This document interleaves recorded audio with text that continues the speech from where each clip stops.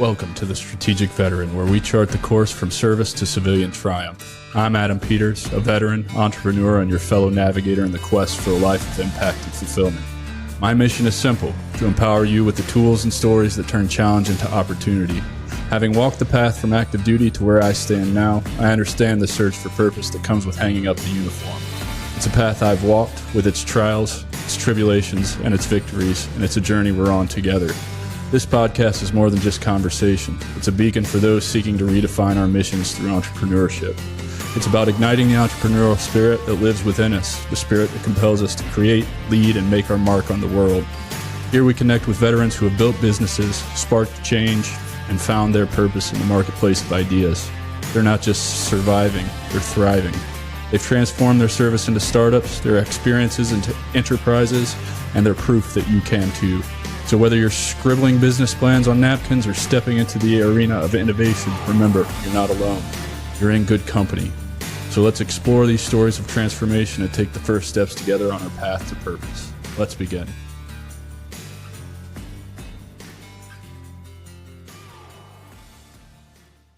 Welcome to the Strategic Veteran Podcast, where we explore stories of resilience, transformation, and growth from those who have served. Whether you're navigating your own journey or seeking inspiration to tackle life's challenges head on, you're in the right place. Today, we're honored to have an incredible individual with us. Vernon is not only a devoted husband and proud father of two boys, but also a United States Air Force veteran whose life and career exemplify adaptability, determination, and purpose. Ben served as an Air Force Security Forces and Staff Sergeant E5, where he specialized in a canine handler role that fueled his enduring passion for working with dogs.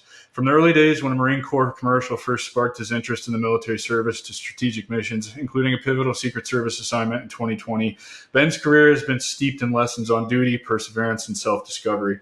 After facing unexpected challenges during his transition out of the military, Ben channeled his dedication and skills into launching Vernon Dog Training, where he's now the owner of and head trainer. For more than 6 years, he's been helping countless individuals and families foster stronger bonds with their four-legged companions, embodying his belief in trust, communication, and commitment, values rooted in both his military and civilian life. But Ben's journey hasn't been without struggles, from navigating a prolonged waiting period for a coveted Secret Service role to having to reset his life by moving back home and initiating a disability process. His story is one of resilience and reinvention. Through it all, he's carved a fulfilling path centered on his passions and unwavering persistence. In today's episode, Ben will share not only the highs and lows of his journey, but also the insights he's gained around the transition from military service to civilian life, and the surprising ways his time in uniform prepared him for entrepreneurship and personal growth. Plus, we'll dive into the unique lessons he's learned through dog training, lessons that just might apply to humans too. So stay with us as we unpack Ben's remarkable story and uncover strategies we can all use to thrive through life's unexpected twists and turns. You won't want to miss this. Ben, brother, welcome to the show, man. Thanks for having me. Yeah, dude. Let's just jump right in, man. First question everybody gets asked: where'd you grow up, and what inspired you to join the Air Force? I grew up in King, North Carolina. It's like 30 minutes north of Winston-Salem. A small town, so it was pretty popular for most people in that area to serve, to join.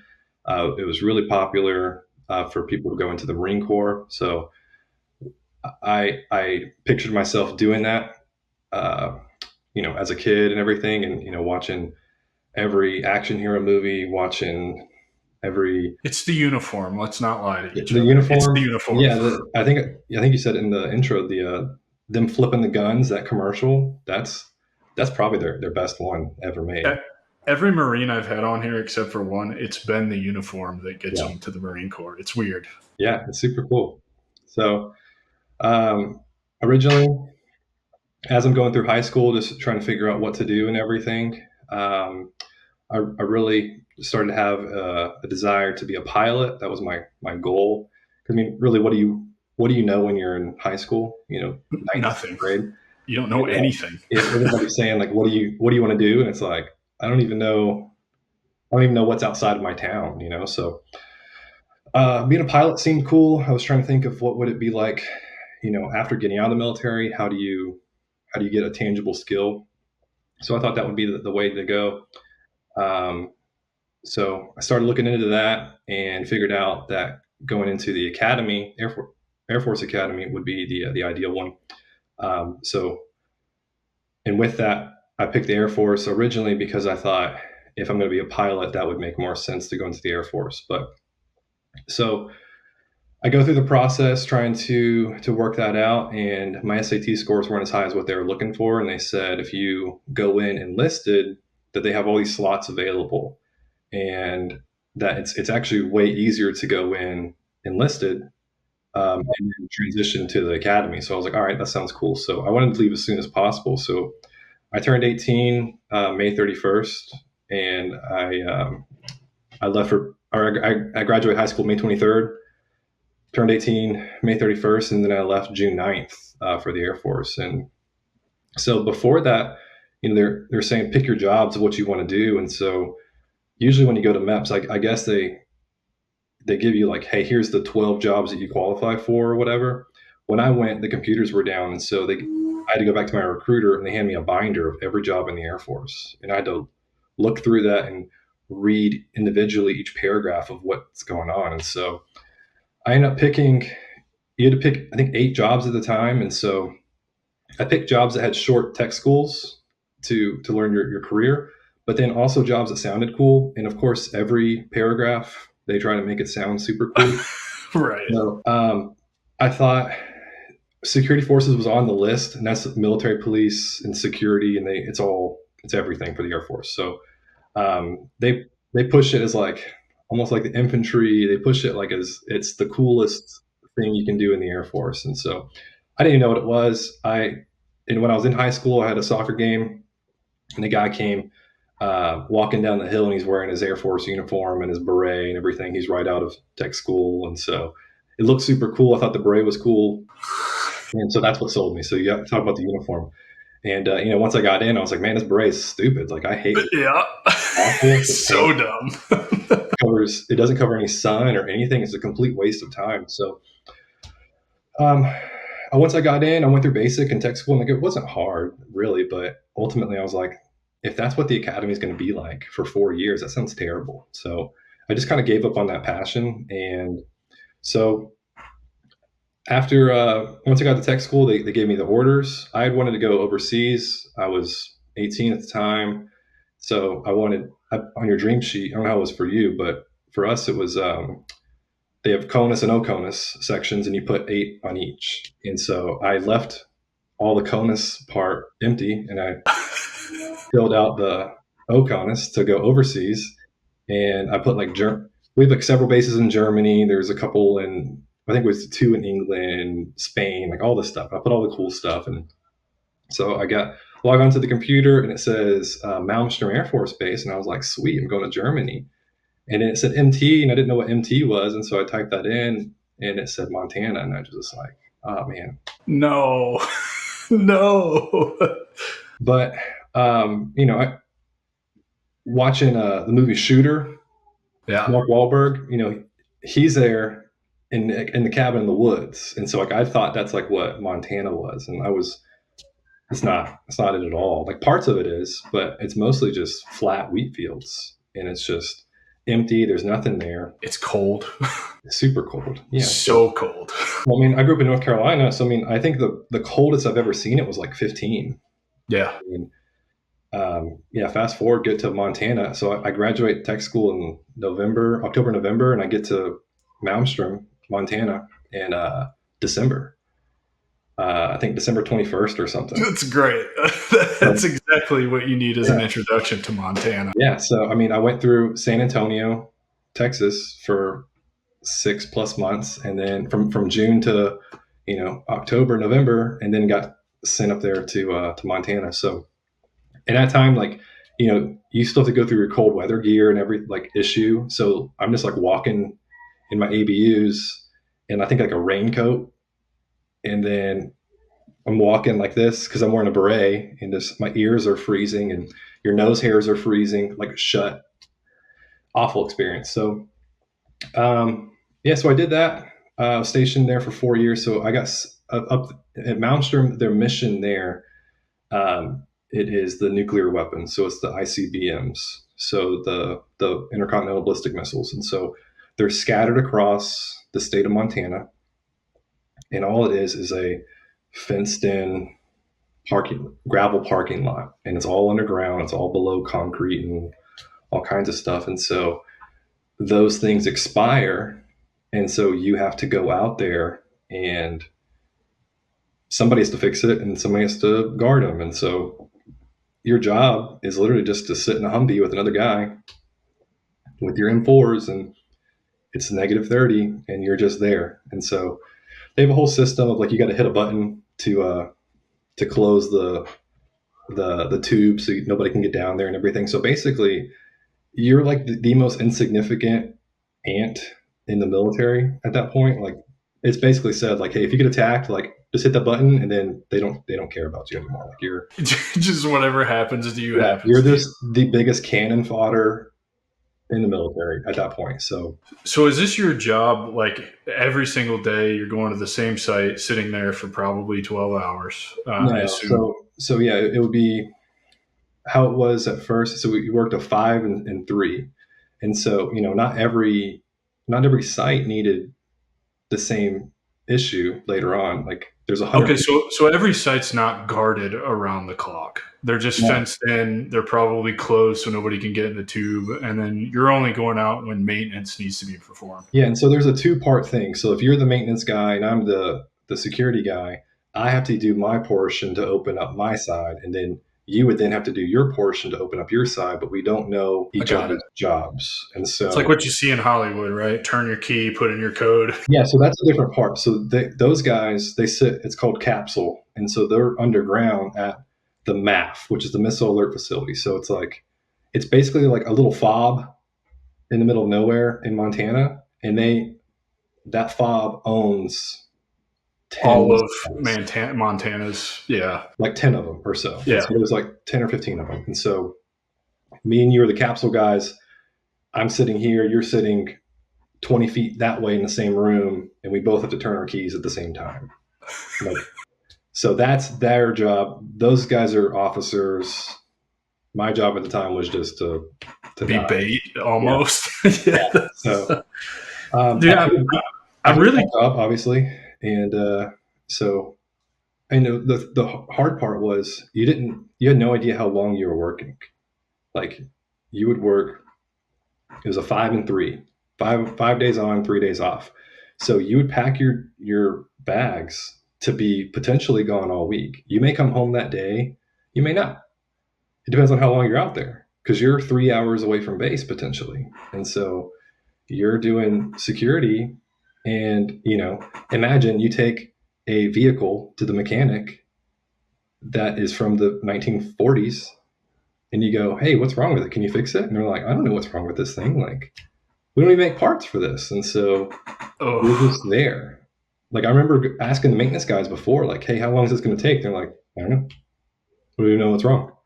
And they just go down there. And so you're just literally sitting in an empty field, just waiting. No timeline, no information. You're just waiting for this dude to emerge. Well, even then, let's say they fix it. What happens, what a lot of times is they would fix it, and then we go to close the site, and we have to make sure that all the sensors and everything are good to go.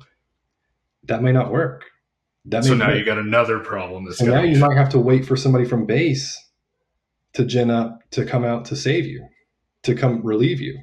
So, I mean, you're off duty, you're on call, you now have to drive to base. You now have to get lined up. You now have to do all this stuff. It takes you an hour to even leave base. Then you have to drive 3 hours out there to save me. Then I got to drive 3 hours back. Then I got to. That's a whole ass 8-hour day. Like, Jesus. So, I mean, I don't know how many 18-hour days I worked doing that job. And it was just constant. I bet you at some points you're sitting there thinking, like, man, my recruiter's such a piece of shit. If I would have just gone to ROTC, I could have got my grades up and gone straight to flight school as an officer. Yeah. So, I mean, everything happens for a reason. But it was funny because I do remember my recruiter. He was a really cool guy, but he was security forces too. And so I said something about it, like being cool or something. He was like, yeah. He's probably just like, yeah, I'm not going to fight that. Like, but whatever. It led me to where I am. So here we are. But so I did that for like 9 months or so. And then a position came up to do the convoys, the convoy response force. And so that's where You've probably seen it. It goes pretty viral every so often, but it's just a lot of vehicles are traveling, and there's a tractor trailer, and it's carrying a nuclear warhead, and there's all kinds of vehicles patrolling it. You got helicopters flying over and everything, and so I did that for the remaining time time at Malmstrom. That actually sounds kind of cool. It was I've actually never really seen anything like that, but I yeah. can You should look it imagine up. the I'll send you site. something later. It's actually really cool. Um, Now you're providing security for a PL1 resource, a priority level 1 resource, which is the equivalent of like protecting the president. Like, huge deal. And a lot of guns, a lot of vehicles, a lot of everything. So, Have you ever had doing that job or know of anybody that's tried to fuck with that convoy? Is that like happened before, or is it all um, just kind of like somebody doesn't have a clue what's going on situation if it does happen? it's mostly that. I Yeah. mean, it's terrifying.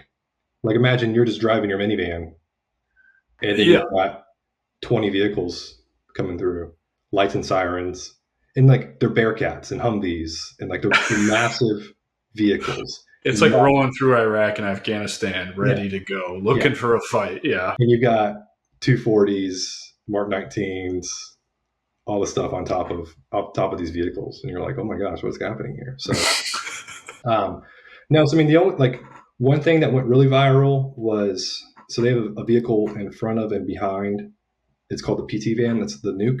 So the a guy on a busy road, a guy stopped and he was filming it, and so we had some vehicles like stop, and then it caused a whole issue, and so the lead vehicle hit the brakes, which then caused the PT van to hit the brakes, which then caused the vehicle behind that one to slam, and he got that on video, and he sold that video, I think, for like $5,000, and that one went mega viral. That one is like all on CNN and all kinds of stuff, but.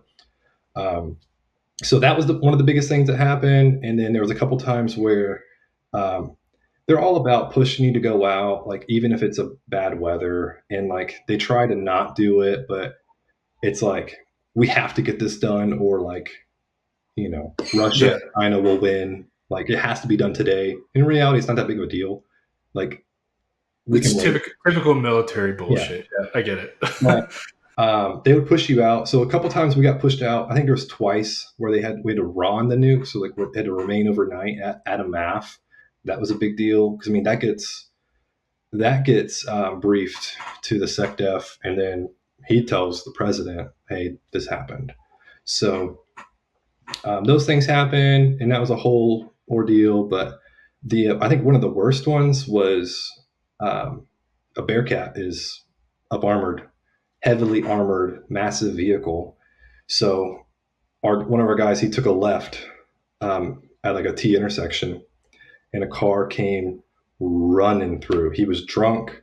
He was like, I think he was on Facebook, and he wasn't wearing a seatbelt, and he hit that Bearcat in the back, going 50, and destroyed his life. Like he lived, but they stopped and they said like his leg was all jacked up. They said it sounded like gravel because it was moving. But then it was crazy because we get back to the bay, we pull all the vehicles in and everything, and we're like, "What happened to the Bearcat?" Like, just curious. We're, Scratch. we're like 30 minutes away. Literally, it had like the tiniest bend in the step stool. Yeah. So crazy. And it's like that dude's life is ruined. And like this vehicle, like nothing happened. Hey, I mean, this may not be very nice, but Darwinism, right? Like Yeah. you're doing all the wrong things. Like, something bad's going to happen to you. How long did you spend in Montana doing this before you ended up with your canine? It was about 4 years. So up there, because it was such a big deal, um, they assigned you PRP, Personnel Reliability Program, I think is what it was called. So basically, I was marked in the system as I am qualified to do that. Whereas you might not have been marked PRP, which in the grand scheme of things is such a better deal because now I'm stuck at Malmstrom. There were Yeah. guys, there were guys that were stuck there 20 years, 18. Like they would know it's their first base and they would retire there.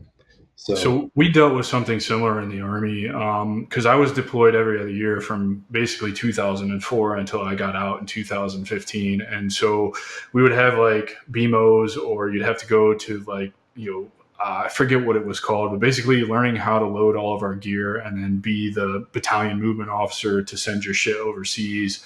And once you went to that school, you'd get locked into a duty station. They wouldn't let you go because the op tempo was so high, the patch chart. I don't know how familiar you are with these terms, but my whole career, every time I'd come home from another deployment, I already had orders for another one. Like that's how ridiculous it was. So, I ended up spending my first 9 years at Fort Stewart. I was supposed to get out between my second and third deployment, and they stopped, moved me to send me on another one, right? So that's what would happen. I can relate to what you're talking about. Being qualified to do something that your unit needs you to do, or in this case, the larger Air Force needs you to do, really fucks you in the long run because you're just going to end up staying in a place longer. So I get it. Yeah.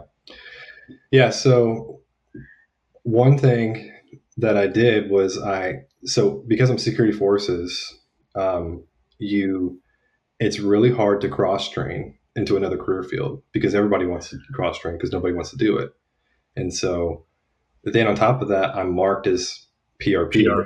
Yeah. And then, so the only way to get out of there is like you have to volunteer for like a Korea assignment, but then there's 1,200 cops or more, so security forces at Malmstrom that's doing the same thing, and everybody else in the whole Air Force is doing the same thing. So, like, good luck. So, I heard about. I knew I was familiar with the K9 program there, and so it was. I don't know how the ranking structure is for the Army, but for us, it's you have your your flight. That's your lowest level group, and then you have your squadron, and then your group. So yeah, so for us, it's platoon, company, battalion, brigade, division. Okay, so for us, our group was all security forces, and so there was, I think, 4 squadrons that did different options. And so the law enforcement side, that's who owned the military working dog section. And so I started volunteering with them, and so you have to volunteer with them. You have to basically get signed off by the kennel master. It's part of the weeding out process. To one, are you going to be committed to doing this? He can decide not to give you a letter of recommendation for whatever reason. He doesn't like you, or you're a loser. But you have to do that. You also have to be within like a certain time period in your career. So I started doing that process, and I got accepted, and then I left for that, I think May of 2018. And so we went to San Antonio. That's where security forces, everything is done at San Antonio and Lackland. So the military working dog, everything is at Lackland. So all branches, Army, Air Force, Marines, Navy.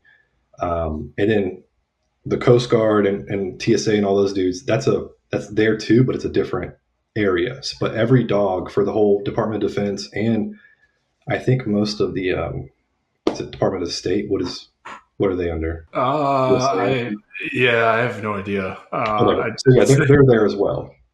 So they have their own breeding program. They breed their own Malinois. They go overseas and they buy dogs and they bring them there, and they have their own doggy boot camp thing. And then all of us are going together. So I was with a mixture of Marine, Navy, Army. You train with all the tier 1 guys? Like, you guys are all the same? No, that's different. So they go to, I think they still do it, but they did go to like the Von Lick. Got it. I think that's in Indiana. Yeah. It's a whole other situation. So they procure dogs and training in a whole other area. This is for just your regular, got it, normal guys doing normal stuff. But we couldn't make it simple and just put everybody in the same spot and give everybody the same training. Specifically, like, man, dogs were the coolest thing on deployments. Like, even just the regular ones. Never got to work with the tier 1 ones, but they're just amazing at what they can do, and I think it's really cool. And I'm curious, like, did you always want to work with dogs? Did you know that going in, or was this something that came up on your radar and then you really got attached to it through the volunteering process and like, yeah, this is what I want to do. Because I mean, this is important because it largely affects what you do now, right? Yeah. Like in your life now. No, I never had a dog growing up. So I always wanted to have a dog. My parents didn't want a dog. We had a small house, so it didn't work out. And then, like I said, I wanted to be a pilot, and then I just almost accidentally became a cop in the military. And then even then, like I did security, like I didn't even do law enforcement. And so most of your military working dog stuff is a lot of law enforcement stuff, and I didn't know any of that. So you're basically in another career field while still in the same career field, and it's technically a shred out. So it's a 3P51 alpha. I probably said that wrong. I gotta look it up, but yeah. It's Greek to me. I was in the Army, man, so yeah. I won't know. Yeah. So with them, no. I didn't know that's what I was going to do. I did it on accident, and I thought it was cool. I liked dogs, and I also knew that was one way to get out of Maelstrom. Mm-hmm. Once I started doing the training with them and seeing like what they can do, like the fact that you can hide bombs or drugs or whatever anywhere, and they can go find it. And like you as the handler, you're literally doing this scenario blind, and you have like, there might be something here in this training scenario, but then you have no idea. So you brought up earlier, like what they can do. We would put your dog had to be trained on residual. And so they would put cotton balls or Q-tips or something in a bag of marijuana. And we would have like actual drugs from the DEA and everything. We had actual explosives and everything that we would use for training. And so we would put a Q-tip or a cotton ball that's been inside a bag of marijuana, and they would hide it in a warehouse. And these dogs would yank you across this warehouse 50, 100 feet, yanking you like, hey, it's over here. That's awesome. That's so cool. It's not even drugs. Like how much drug is in that cotton ball? Like, right. Less than 0%. Like there's nothing. Yeah. Dude, so I'm curious with the dogs, right? So you have dogs that they're all trained on different tasks, right? So you're not going to have one dog that's kind of a jack of all trades, master of none, right? They're very specific in what they do. So when you get to the the dog detail or the billet or whatever you guys call it there in the Air Force, how do they determine what dog you're going to be working with? If you're going to be an explosives guy or a drug guy, or I mean, not that it's relevant for the military, but like even these service dogs who can detect cancer early, or if I'm going to have a seizure, or the medical dogs, like how do they determine where you're going? Because I do know that they use I know the Army has some like search and rescue dogs, right? So like for collapsed buildings, underground stuff like that, go find humans, human remains. Leads me into kind of another question that I had for you. Growing up in North Carolina, thoughts and prayers going out to those in Western North Carolina with Helene and all the destruction went through there. So how close were you to that? I know dogs are being used in that situation now to find all the bodies that got washed down the river that the news is clearly underreporting on and won't say anything about. But I actually know people who are from the Asheville area that got hit the hardest, that live there. That's their home, standing up nonprofits and all that. I'm just curious about all that stuff, man. And I think it's all relevant. Yeah. So I grew up about an hour and a half, 2 hours away from that area. So okay. None of my family or friends were affected by that. But yeah, it is awful. It is terrible to see that and hear that and everything. It is super cool that, people are stepping up and helping, and even like taking dogs and stuff up there. It is crazy. So, but to answer about the dogs, every dog. So dogs and their genetics is actually super important. And so a lot of people say like, oh, there's all these dogs in these shelters. We should get these dogs in the shelters and use those. But those dogs in the shelters are honestly, most of them have really bad genetics. Mm-hmm. And so they're dogs that people don't want. Now, could you find good dogs in the shelters and be able to do that type of thing? Yeah, for sure you could. But it's also really hard. So what they do is they have breeders that all they do is they're taking a really great male and a really great female, and they're putting them together. Mm-hmm. We have people that are testing. So overseas in Europe, it's a huge dog culture. It's a huge working dog culture. So they do all types of different fight sports and different things. So they're breeding for a purpose. And so part of it is the military and other people too, but think of how many dogs. So there's a base in basically every state of the United States, if not multiple. And in every base, you've got probably 5 or 6 dogs at least. And so then there's states that have, multiple, like Florida has like 6 bases or more. I was gonna say we got a lot. Like there's a lot. So there's bases in all these, or there's dogs in all these ones. So I think every base, depending on their mission, has a select number of dogs. Got it. So Davis Monthan in Tucson, which that's where I was stationed, they had, I think, 5 or 6 bomb dogs, and they had 2 drug dogs. For the military, we don't really care that much about drugs. They had it for like the zero tolerance policy stuff, but it wasn't that big of a deal. But because Tucson was so close to the border, yeah, 2 drug dogs. So to answer your question about like how you got picked, it was just like luck of the draw. So let me ask you this, because I know the Air Force loves to do this with their flight school candidates and make a big show of like what aircraft or airframe they're going to get, and then the duty station. Is there, and I know, it's highly competitive through flight school, grades dependent to get the assignment that you want. Is there a preference between all of you guys, no matter what base you're from, based on what dogs they have, like what dogs people want to work with? Or is everybody just genuinely happy to be working with dogs and doesn't really give a shit what dog they get? No, there's definitely a preference. So, I knew it. There always is, right? Yeah. So it definitely, so part of it is dependent on, one, a dog is a living creature. So, I mean, like me and you could just potentially just never get off on the right foot. Like we just hate each other working for each other. So dogs can be the same way. Like my first dog, he was kind of not having it, huh? Right. But, now, yeah, and there's a lot that goes into that. So with a dog, typically, you want to deploy, you want to do stuff and see stuff and have, hey, my dog has these fines or they did this stuff. Like, of course, like you're trying to do things. Like your whole job is about finding stuff. Like how cool is that to do that? So everybody does want to be on a bomb dog, but even then,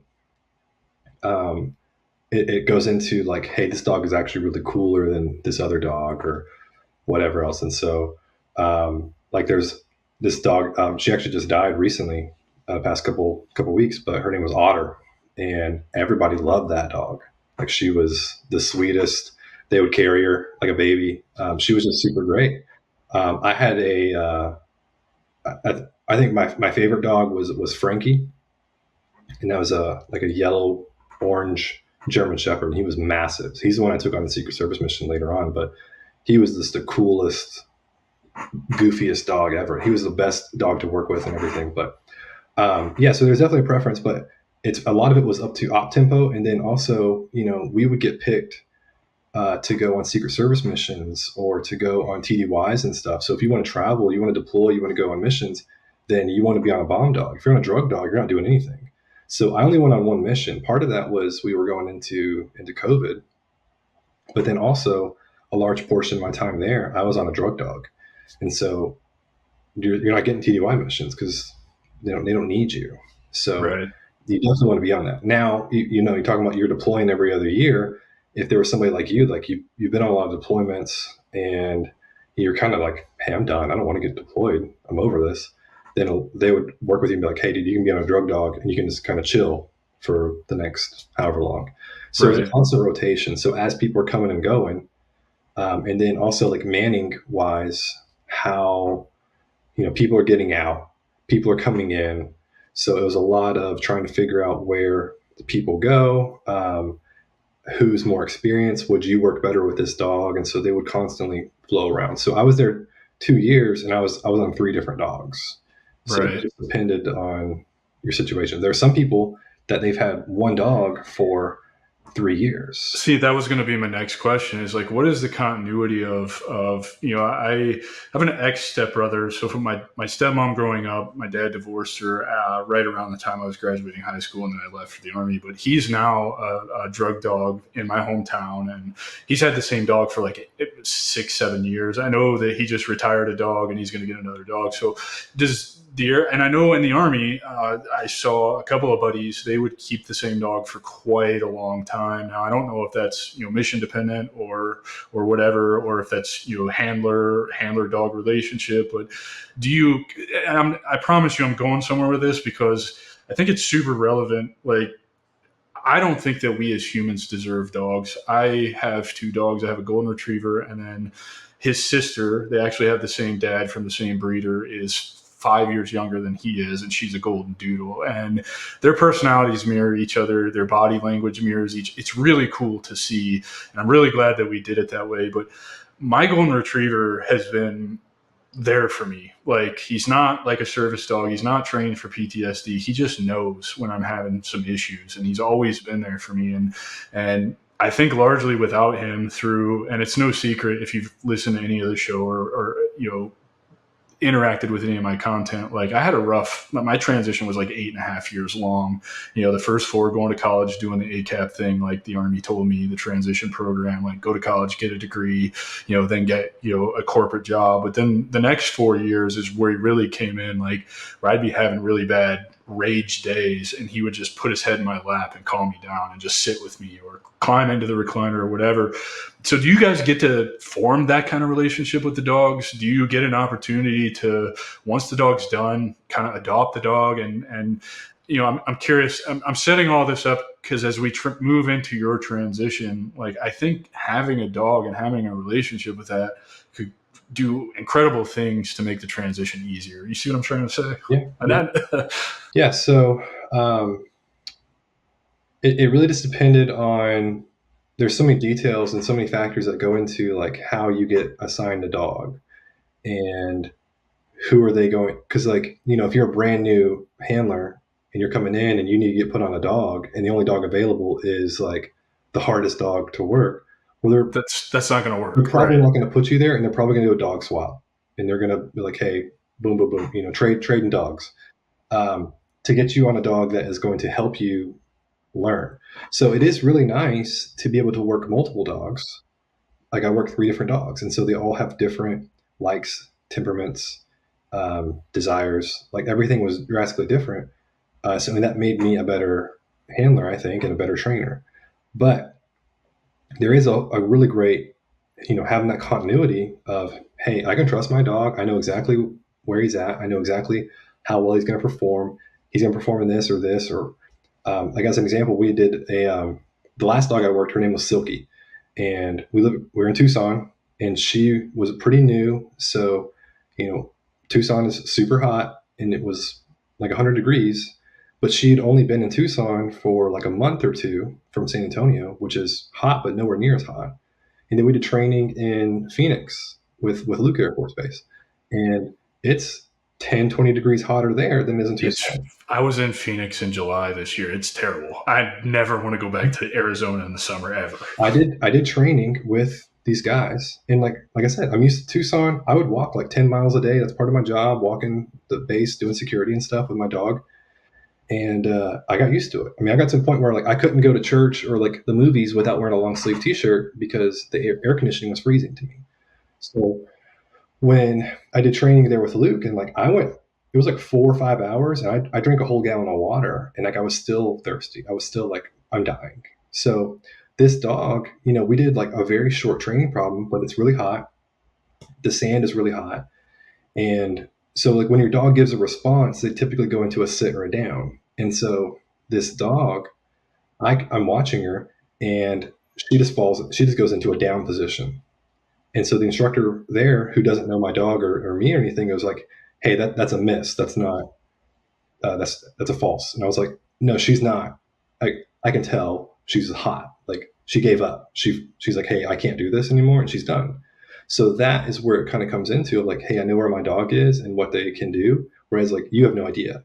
So this guy who's also a handler, he's a trainer. He's the head guy there, and he missed what was happening. And so because he doesn't have that relationship that you have, yeah, being her full-time handler. No, that makes perfect sense, man. so they would tell you, hey, you're working your shift, but this is your dog.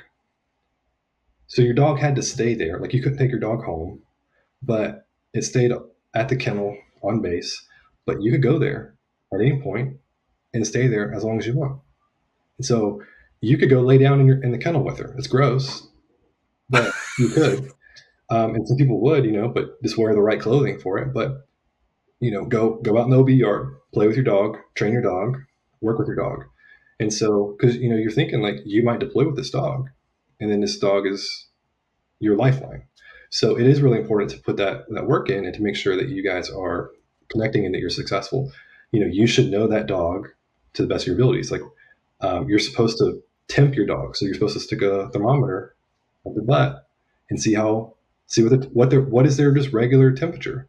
What is it whenever they've been on a walk? What is it whenever it's 9 a.m. in summer or 12 p.m. or whatever? Because then if it gets to a certain point, it's a heat injury, and so you make sure the devil's in the details, like everything else in the military, right? Like, me as a leader, I need to know the serial numbers of all of my squad's equipment, my platoon's equipment, right? Like it's no different with the dog. Yeah. So to answer your question about what do they do afterwards? So the dogs, it's a lot of money, a lot of effort goes into these dogs. So it's like, I live in Tampa, so MacDill, they have their own dogs. Those are MacDill's dogs. It's not, if I was stationed there, it's not Vernon's dog. That's MacDill. And so whenever they decide to retire the dog, whether it's they try to give them a couple years of retirement, but if the dog is working and doing well, then they'll push that back. If the dog gets injured, like one dog that was in Tucson, broke his he had like really bad knees, and so he got retired at like 3 years old.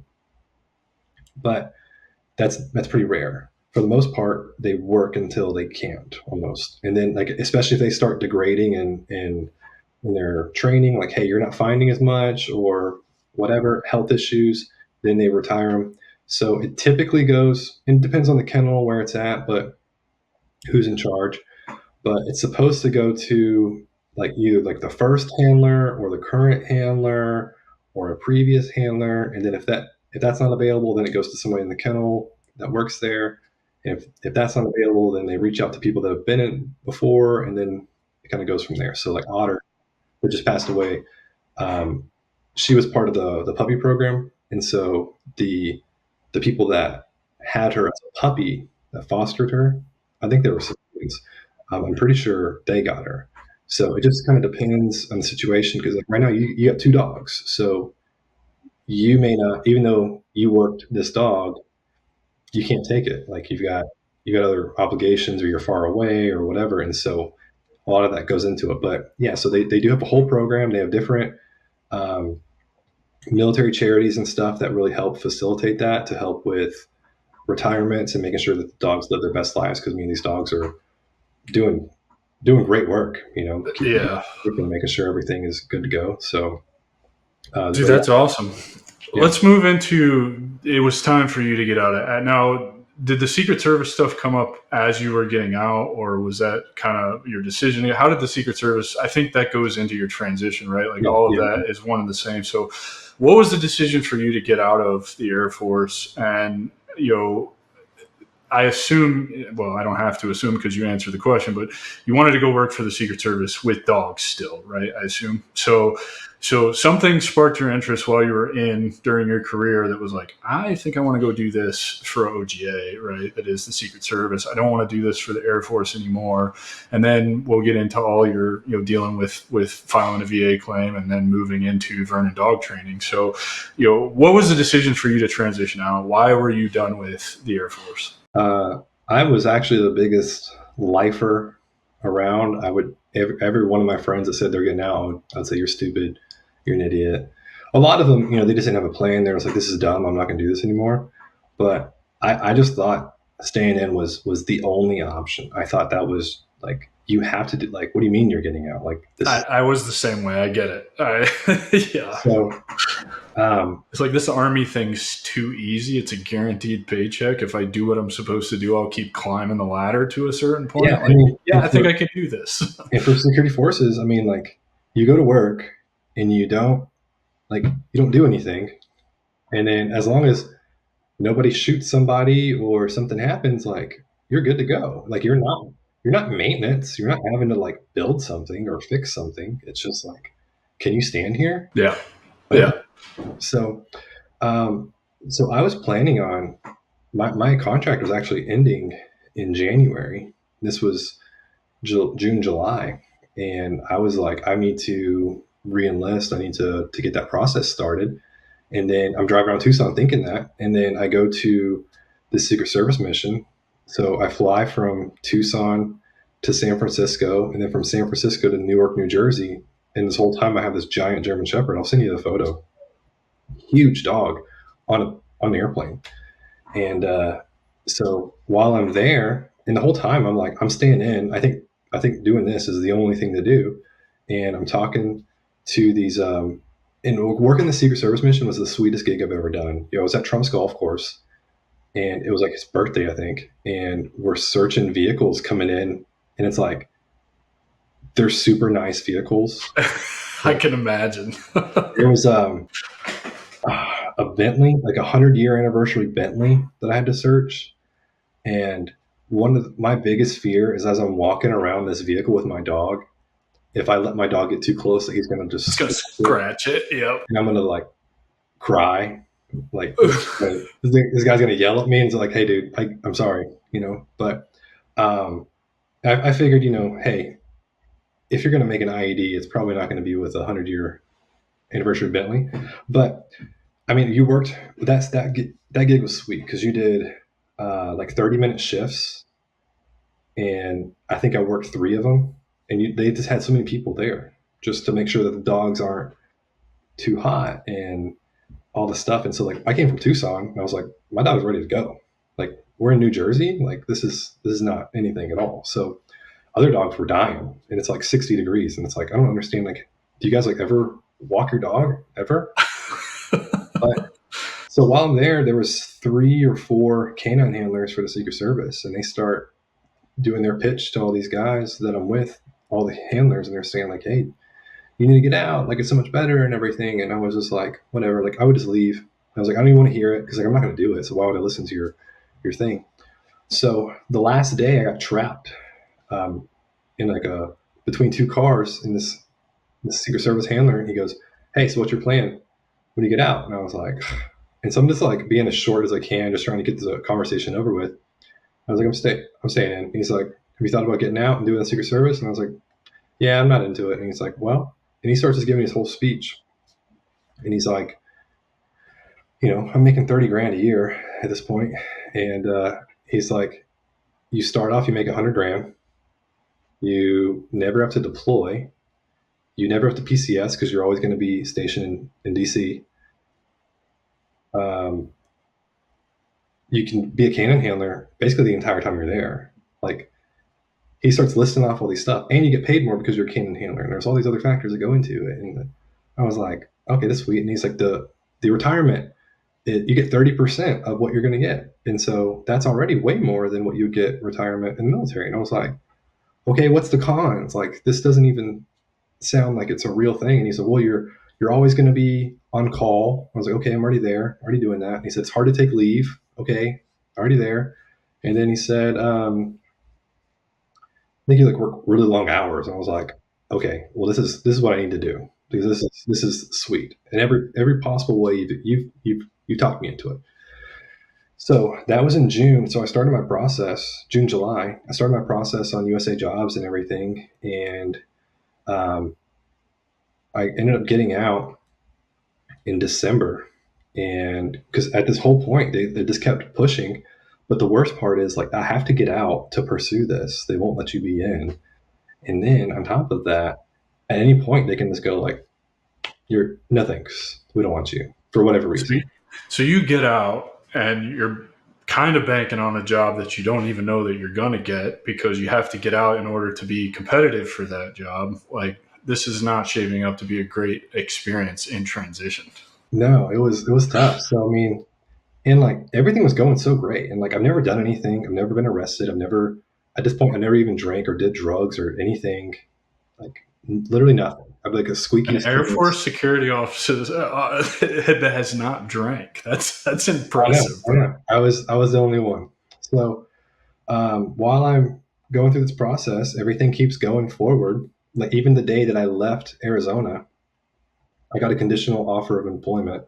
All I had to do was pass the polygraph and a couple other things. And so I end up, my wife and I moved in with my parents, and it's just dragging on. And so finally, July, and during this time process, I'm like, I don't even know if I want to do this anymore. Like, try to be excited for something for a year, and it's just like, you might go on a trip next year to Colorado, maybe. And it's like every day you're waking up excited about it, and you're like, I don't even want to go to Colorado anymore, like, or whatever the thing is. It doesn't even matter. But like, Yeah. try to be excited for something for a year, and eventually I was just like, I don't even care. I don't even want to do this anymore. And then I think that was just God's plan of just like having it happen like that to just take that desire away from me and just to let me down gently, because I go in to do the polygraph, and it's a whole mind game.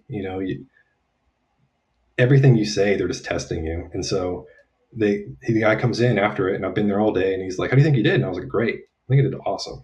And he's like, really? He's like, well, you failed.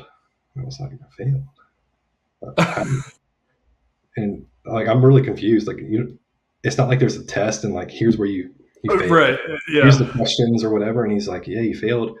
You lied about your involvement in serious crimes against people and serious crimes against things. And I was like, what does that mean? Like, and he's like, well, serious crimes against people could be like rape, domestic assault, like, and he's like listing off all these things that it could be. And it's not that I did it; it's that I lied about my involvement in these things. And then I was like, okay. And I was like, what's the other one? And he was like, serious crimes against things. And I was like, what is that? And he's like, it could be tax fraud, tax evasion. And I'm thinking like, I make 30 grand a year. Like, you've seen my Right. business plan. I'm not thinking, what am I doing? So I was like, great, this is awesome. I'm happy to hear it. I'm over this. And so during this time from January until July, I've been training dogs on the side. My mom shared on Facebook that, hey, Ben can train your dogs if you need it. And I didn't even know people would pay for it. I grew up, I didn't have a dog. And where I lived, like dogs are outside, like on a chain. And so the idea that somebody would pay for a dog to get trained was mind blowing to me. And so once I started doing it, and I'm making about the same I was in the Air Force, and I'm working 10 hours a week. And I was like, this is sweet. Like, this is what I want to do. Not only is it something that's profitable, but it's something that I'm excited to do. Like, I like doing this. This is really cool. So Vernon dog training literally started and you had no idea. It was just a side thing that you didn't know people were going to pay for. No, I had no idea. This is exactly why I need to keep bringing people like you on this show, because this is what I talk about when I talk about getting out of your own way. Like, first of all, you joined the Air Force to do something completely different. It started with flying, and then you picked out of the book security forces, and then you were a glorified security guard at nuclear facilities. Then you go to handle these canines, which was kind of a turbulent. I mean, obviously you found your passion, and I'm super glad that you did that. Then you think you're going to be a Secret Service agent, right? Right? And they string you along for a year and tell you failed a polygraph, even though you don't understand how in the fuck you could fail a polygraph like that, right? And by that time you're already over it, but you had never considered employing those skills that you learned, that the Air Force pumped money in to teach you, to create your own income. Like, that's the point of this entire show, man, is like how people just fall into these things. And it falls right in line with what I talk about, right? The biggest thing I see, and I don't know, maybe maybe you didn't experience this as much, maybe you did, but it's loss of identity and purpose are the number one and number two things that happen to us when we get out of the military, right? It's because we put all of our faith into that uniform. We don't have time over a long career, particularly guys like you and I entered the Army the same way that you did. I turned 18 on May 9th. I graduated on May 20th, and June 23rd, I was at basic training, right? So zero time between, being a kid and being an adult in the Army. And so I never had time to figure out who I was as a person, because I'm now from 17 to 30 years old, basically living the Army life, doing what they want me to do and being who they want me to be. And somewhere along the line, you figure out your passion is training dogs, and it can pay the bills. Like, that's the epitome of what this show is about. Yeah. I mean, I never even I didn't even know what an entrepreneur really was. Like, I remember I had a friend from high school gave me Rich Dad Poor Dad, and I read it and I was like, this is gonna be stupid. And like, honestly, like, I got kind of mad reading it because I don't know if you've read it, but oh yeah, well, he's talking about, like having a pension is like a bad thing, and he's like talking bad about that kind. I was like, who do you think you are, kind of thing. And then one of my clients at the time, he was, when I was trying to book with him, and he's like, yeah, I can anytime you works with me, like, just let me know what works. And I was like, how do you have like this flexibility? Like, doesn't make any sense. And then start talking to him, and he's like, yeah, I own like, I think 30 houses or something. And so he rents them out. And I was like, wait, that's a thing. Like, you can, how does that work? And so that's really what one of the main things that motivated me to look into this, is realizing that you can make money doing anything. Yes. My wife, she sold makeup for a while, and that was another thing that people just watch you like put on makeup, and you make. Dude, I'm telling you, man, things people don't even consider. Right now, you can go buy a fuel efficient car. And I do this because I only have one vehicle in my household right now, so I can focus on doing this long term. So I talk to a lot of these Uber and Lyft drivers. You can make 12 grand a month driving Uber and Lyft, DoorDash, Uber Eats, if you're disciplined enough to stick with it and treat it like a real job, right? Like, you can make money anyway. I'm working with a guy right now who is trying to live his dream of being a professional mountain biker. He's got his pro card or about to get his pro card. He wants to create content and educate others on how they can do the same thing. And you can make ridiculous money doing that. You're a dog trainer. Yeah, that sounds like you did no marketing to get clients. It sounds like your mom helped you, kind of like, hey, Ben's training dogs, like, Yeah. So I started just making reels and stuff, and I was making posts before that. Like, I didn't even know, I never posted anything. Yeah, it was literally Facebook posts. So get out of your own fucking way and just start doing the thing that you love and treat it like like it's a full-time job, and you'll make money at it. Yeah.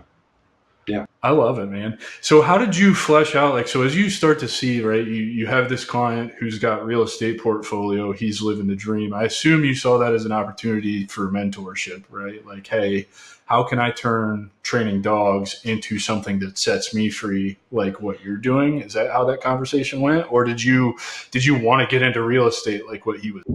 I wanted to get into real estate. And so I started listening to, just binge watching real estate podcasts.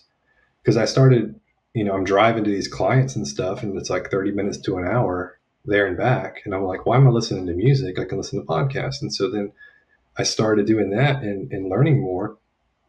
And then I really thought real estate was the thing, but it was really great to listen to, because any business stuff is mostly going to be tangible. And so like what you're doing is drastically different than what I'm doing, but there's a lot of things that we could both learn from each other that'll help us get to a different level. So the foundations are the same. Yeah. So I learned so much more. And so it was something I was passionate about, but then also, I'm self-employed with no money, no income, no anything. And so nobody would give me money. It didn't matter how much money I said I was making.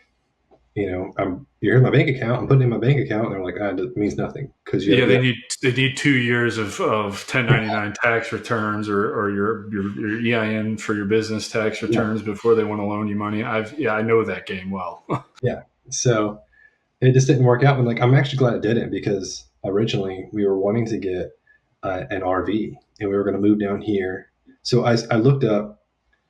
Before this, we were kind of like looking places to go, and so I lived in Montana for 4 years, and I was like, I never want to see snow again. And I wanted to live at the beach. I always thought living at the beach was the coolest, and I was like, as I'm in Montana, I'm just dreaming of going to MacDill or any Air Force base in Florida. Didn't care where, but just that's all I wanted. Wanted to live at the beach. So I looked up dog friendly cities. I've never even been to Tampa, didn't even know where it was, but it said Tampa was rated number one and dog friendly cities in the United States. So we ended up moving down here. We were looking at buying an RV and putting it on MacDill in the fam camp, and nobody would give us money to do it. And I'm really glad we did it, because I just thinking of living with, two dogs and my wife in an RV sounds awful. But, we moved down here, we found a place, and that was a whole wild ride, because then we have dogs. I'm self-employed, and not only am I self-employed, but I'm moving to a new area where I have zero business, or I know nobody down here in Florida. And not only that, you're going to get hit with 4 major hurricanes in a year. Yeah. So the whole thing was just crazy. And it's so funny to look back on and be like, when we tell people, like, yeah, we have no family or friends in Tampa. We just moved here just because. And we're starting from scratch. Like, it's the weirdest thing that you can ever do. And I literally only did it because a couple of articles said that Tampa was rated the most dog friendly city in the United States. And I was like, that's where the money's going to be. And so that's where I want to go. And I thought Tampa was the beach, and I was wrong. It's still like an hour plus, but on the map, it looks like it's right there. It's deceptive, right? But there's a lot of traffic and everything else. So let me ask you this. First of all, that's kind of what you're talking about. That's the risk that people just oftentimes don't want to take on themselves, right? Like, I did the same thing. I left Washington State with my wife, moved to South Carolina in pursuit of, building an insurance agency to start with. And when that went tits up and I went broke, I left that, gave her the option to pick. My dad lives an hour up the road. My sister's over on Satellite Beach because she got out of the Air Force over at Patrick. So I do have family here. However, I see my dad once every couple months for a couple hours at breakfast. And I've owned this house for, 15 months, and my sister's been here once. So I don't see my family a whole bunch. We don't know anybody down here. I do know people down here now, and that's through, doing the networking I've done over the last year and building, but I wouldn't say that we're like super close. I've got friends that come over and watch the game or whatever, right? Like, I'm just in build mode. So are you glad you took the risk on yourself? At what point did it stop being scary for you and become, that number one city to move to that's dog friendly and that's where the money's going to be at? Did you find that was true also, or have you had to do some creative things in order to get the business that you're looking for? I don't know. Like, I was really excited about it. I thought it was really cool, and to do something so crazy. And my wife and I just constantly were just like, what are we doing? Like this. Yeah. We would tell people we're moving to Tampa, and they're like, do you know anybody there? No. And they're just like, well, why would you move there? And so, but it just seemed right. It just seemed like this is what we're supposed to do. And it just felt right, and everything seemed to be working out. And so, and we were just tired of, you can only live with your parents in your childhood bedroom for so long before you're like, I just want to get out. They were great. It was a mutual thing, but like, I've been living on my own for a while. They've been living on their own for a while, and then you're just together, and it's like, hey, this is not awesome. Yeah. So, yeah, it was great. So when we moved down here, literally had nothing, had no idea what to do, and I was really passionate, this entrepreneurship thing. And so I really got into coffee. I really got into making, like, you can roast your own coffee. Tell me you're not a coffee roaster right now. I used to be. I stopped. But dude, When I met my wife, changed coffee for me forever. I'm a coffee snob now, dude. Single origin, light roast, usually a Burundi or a Colombia, and I will rip it apart. I'm so bad about it, and I want to get into it. At some point, I want to have my own coffee, I think, just because I want to go over there and source beans. I want to talk to the farmers. I want to, play with different roasts and flavor profiles. I think it's fascinating. Yeah, I could talk about coffee for hours, but so yeah, I wanted to do that, and I thought that would be the coolest thing. And in my mind, I was like, I'll use the dog training to fuel the coffee business, and because I just thought that was so cool. Like you're to me making something from scratch. Like nobody, you're the only person I think I've ever talked to that's like, oh yeah, I know all about roasting coffee, or like I'm into roasting coffee. I don't know anything about roasting coffee yet because I know that's a rabbit hole that Yeah. I'm going to get stuck in, and I also know that it's an expensive hobby to have. So, It's not that bad. You can actually do it okay, really cheap. Yeah, there's a cool. website called Sweet Maria's. We don't have to spend too much time on this, but Yeah, Sweet Maria's, you can buy a pound, 5 pounds of green coffee beans, however much. It's for you to do this at your home. And really all you need is like a skillet. It's not gonna be great because it's obviously not the ideal way to do it. But there's a lot of different methods you can do, and it's literally like $5 a pound or less. And you didn't need to tell me this right now because I'm going to have a new hobby by the no, end of it's the super day. cool. So I started But doing that, and so I was like, I know, all I did was in the military, so I know nothing about coffee. I've never worked in the service industry. I've never done any of that. So I was like, if I'm going to potentially do this, I also need some side money because like the dog training thing isn't working out at the moment. Like it's this, you're starting from scratch, so I have to have some additional income. So I started applying for coffee shops that do like roasting, and it was super funny because I'm going through I did a Zoom job interview, and so they're like, when when was a time that a customer got mad at you, and what did you say? And I was like, I've never done this, but this is what I have done, and here's what I would do. And so I think they were just like, okay, we just have to do this fake interview with this 25-year-old. I think he's gonna probably be okay. So I get the job, and like it's super funny because like I'm in a whole other world. I've lived on my own. I've done lots of things, and here I am with 18-year-olds, 19-year-olds that are like doing TikTok dances and stuff, and they're saying words, and I'm like, I don't even know what you're talking about. yeah, I don't speak that language. Yeah. Yeah, And the one girl said that you're on the wrong side of TikTok, and I was like, I don't want to be anywhere near TikTok whatever at you're all. doing, whatever you're doing. So I did it for a while, and I was just like, I don't think it would be as easy as I thought it would be. I think the hardest part would be having people work there, because like who works at a coffee shop? It's kids, and I went from being the newest person there to the most senior person there in like 6 months. Yeah, And I was like, this seems like a really bad idea, like to do as myself. So I actually ended up meeting. This goes into like how I really kind of got to here. I ended up meeting another dog trainer in Tampa, or they live in Lakeland, but they, I'm sure with your job and everything else, like everybody does it differently. So your job at Everett, if you had somebody at Benning, they do it way differently, and they're like, you're an idiot for doing that.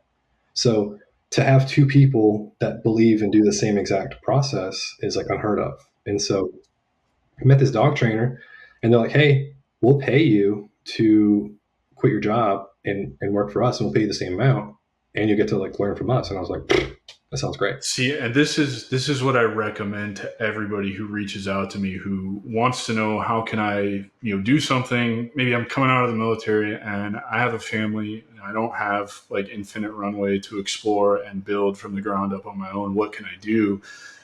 Exactly what you're talking about. Go find somebody in that field that's already established and go work there while you're building on the side. It's going to be a lot slower process, but you're going to learn so much more, right? You're going to be able to, I assume that's what happened to you, learning, it's OJT, right? On the job training to build your own business. And then I'm sure they're not stupid. I'm sure that they knew that you were, doing your own dog training thing. I'm sure you Yeah, they're probably had cool. that. They said, "Hey, you do your thing, and then you do our thing." And then Yeah.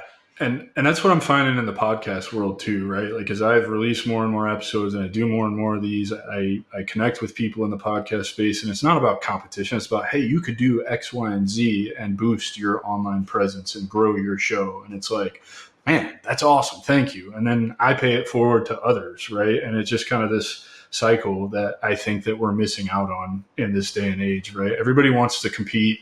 And I think we're all missing the mark, right? Like, it doesn't matter what service-based business you're in, what digital business you're in, even what brick and mortar business you're in. If you do things the right way and help people, there's enough to go around for everybody. yeah, for sure. Yeah, I mean, there's a ton of dog trainers in Tampa, in the Tampa Bay area, and all the time I hear people say like, "Oh, I'm going through with this dog trainer." I'm like, "Who are you going through?" Just to see what's out there, and they'll say somebody I've never even heard of them. And it's like, Yeah. dang. But there's like, I think 3 million people that live in Tampa Bay. Like, it doesn't matter how many trainers there are, really. Like, there's a ton of dogs. Can't help them all. Yeah, so it is so cool to see that, and to see how things happen, and all this, and then another thing, like, I'm a caveman when it comes to computer stuff, and so I started interacting. So I started just posting a lot on Instagram, just spamming, basically. Had no idea what I was doing, just trying to figure stuff out. So you have time, money, or experience, and you never have all three. And so I had no money, but plenty of time. And so I was going on Instagram, and every like dog related business in Tampa, I was just going through their followers and trying to interact with everybody, because I'm like, well, you wouldn't follow this unless you had a dog. And so I started doing that. And so I started, at one point, I was, I guess, interacting with like 5 different um, people that turned out to be the same person, and they owned a marketing company. And so they just had 5 different pages. And so they reached out to me and they said, "Hey, we'll build your website for free if you train our dog." And I was like, Sold. Done. Yep. absolutely. You're the one losing in this situation, because that's what's made my business, is being able to run ads and being able to provide for my family. Like, it's Well, I think this is an important lesson, because I actually just took on a automations client that's actually, I'm coaching her and setting up her HRT business, and I'm going to get all my HRT on the side for coaching her through helping her set up her HRT business, right? Like, so this is a prime example of what owning your own thing can do for you. It's not always in the form of money, right?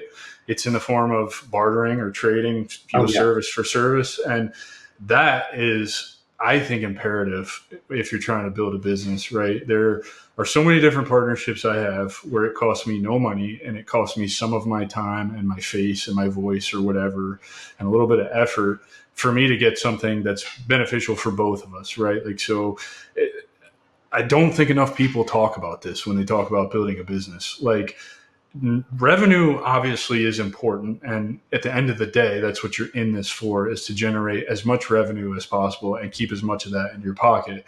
But along the way, when you're starting out in particular, there's a lot of bartering and trading that needs to be done, a lot of working for free in order to get social proof or whatever.